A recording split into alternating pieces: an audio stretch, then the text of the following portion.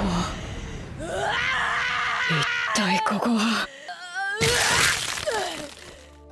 everybody, BM Collectibles here today to showcase two different statues of one of my favorite characters in the series, Obito. The first statue is made by SxG Studio and captures him while he was in Team 7 as a kid. The second statue you do not want to miss. It is of him in his rage mode when he fought against all of the Mist Ninja. For those of you familiar with this series by SxG Studio, this is actually one of 4 statues that are going to be going together as a set. On the base, we'll see these little holes that are in the Rocky sections. That's actually where some kunai will be going later, some of Minato's kunai. And then we have them awesome, translucent looking, fiery red pieces. Also, here is a branch on the side that's going to be tying into the base that goes for Minato as well. There is the AC adapter for the LEDs. And this looks a little strange when we take a look at it, right? So the notch is kind of carved out in a square-like section. That's because it's going to be connecting to another statue. So 4 statues will be connecting together, you know, when we finally have them all. I can't wait to showcase those heroes kunai that I mentioned before, all detailed very nicely. They did include these because the whole statue is themed around Team 7, so it's pretty natural for Minato to throw these around the battlefield to make sure that he protects those that are underneath of his wing. So with those added on there, it kind of fills in the base a little bit more. Here's the main body that was included for Obito. We can see his arms and head were sculpted separately, both attaching with this steel rod and a notch, while this foot has nothing on the bottom. I didn't mention before, but this statue is said to be around the 1/7 scale, but I have to differ, right? It might be something in between like a 1/6 and 1/7. The scale does seem a little bit off, but we'll see we have those 2 pouches in the back for all the ninja tools that he'll be carrying. We have the Uchiha clan symbol on the back there. And then pretty much the outfit is spot on for what you would expect, both the color-wise, right? It was more of a bright blue in the show. And so we'll go ahead and connect him there. No texturing all throughout the outfit too, which I'm perfectly fine with. Most of the statues, unless you get into the larger scale, do not really put a lot of texturing on here. So this is the first hand that we'll be showcasing. There's actually 3 hands, which is just standardly holding a kunai, goes in his back right hand. So this one doesn't change. While we have on the left side of him, there's actually 2 different hands that they sculpted, or 2 different arms, I guess, entirely. This one is more of the hands hanging down, while this one definitely has the fire style jutsu pose as if he's just about to use it. We'll go ahead and get these both attached and show you what this one looks like, and then we also have the alternative pose. Now, really cool that they included those 2 poses because we also got 2 different head sculpts. The first one represented here is a much more classic version of Obito with those goggles that he has on, right? He doesn't want to get dust or anything in his eyes at all, so he does wear those to protect himself. We have the headband on there as well that's right above. Looks really good, right? He has a little smirk going on his face, which is definitely natural to see from him as a child. Next up, we have a more intense battle-ready version of this with the Sharingan activated in 2 tomos. They did a great job with these eye decals, and I think when it comes to the 2 different head sculpts and the 2 different arm poses, this one more so goes in line with him while he's using the fire style jutsu, and while this one with the goggles, I'd say would go maybe a little bit better with the arm that's just hanging down. But you can let me know in the comment section below, right? If you own this statue, which way would you display it? I'm actually torn because both ways that you can display look amazing. So before I mention, we have LEDs in this statue powered by this AC adapter cord that you see here. So we'll go ahead and plug this in, dim the lights, and show you what those do look like. Very basic LEDs, but I'm thankful that they gave us that option altogether. Most statues don't, so nice of SxG to do that. And also we have, right, the 2 different poses included. Now, next up, we have the edition size plaque. This has the number, the edition size specifically, you know, for this unit. And then also we have the silhouette of Obito on the back. Jumping right on in, we'll take a look at the next Obito statue. The box was just a basic brown box, nothing to show, nothing fancy, and it was in the back of my storage, so I did not feel like whipping this out.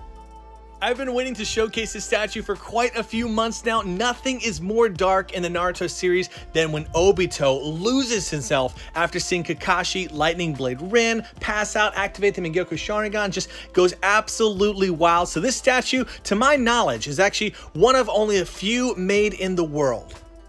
The story behind this statue is SxG Studio got hit hard during the pandemic and actually had to close down production for this statue, so only a few of them were made. I heard between like 5 and 10 of them. And as we see in the background, right, this is more of a wood style jutsu that's being represented. You know, if we all recall, Obito was infused with some of Zetsu's cells, which have some of Hashirama's cells, so therefore he was able to tap into and use that wood style during battle.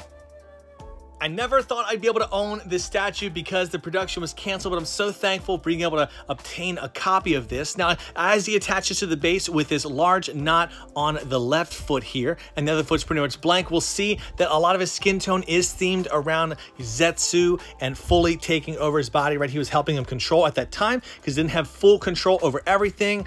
And there is his pants. We can see the cloak that he's wearing. I love the deep, dark shade of purple that they included, and also the black shading that brings out a lot of details. The back looks absolutely crazy. As you can imagine later, he's gonna have some wood spikes that are gonna be poking through the outfit.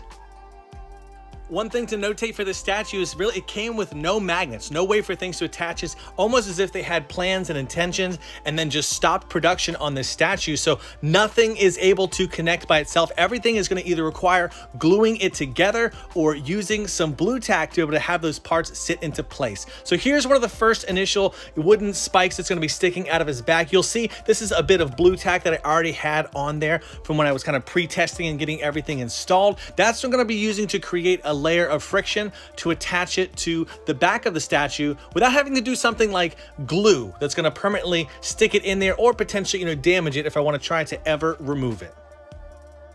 For this next section, because it's not easy to get them in the right orientation, I'm gonna really speed through this and get everything attached in here so you can skip all the fumbling that I'm going through trying to get this. Even this last specific one, I was stuck with trying to figure out which orientation it went into. But here is the final version of what it looks like. Crazy epic looking, right? As we remember in the show, he was throwing these different spikes around. He was stabbing people with the wooden jutsu that was just coming from out his body.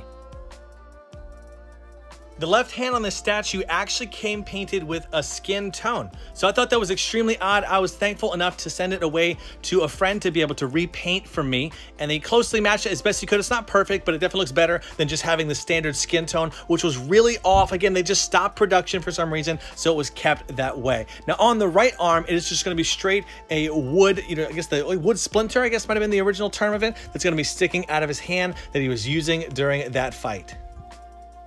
What is awesome is this is one of two head sculpts that they included. This is obviously the unmasked version. We can see the black hair was paint, no texture going on, just straight black paint. Also on the neck, there is a magnet, but there's not a magnet on the neck, so that doesn't help out here. But some blood coming from out of his eye, obviously from overusing it this initial time when first activating it. And then the second head sculpt is when Zetsu is completely wrapped around here.